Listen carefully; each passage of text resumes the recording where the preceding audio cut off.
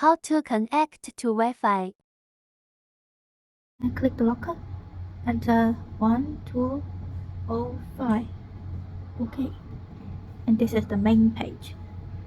And click this one and look for settings.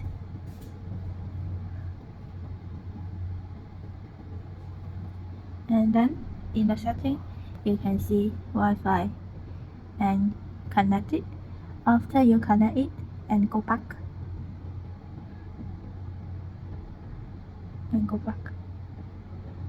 And this is the vending machine. This is the vending machine page. This one, Wendy. And click back. Done.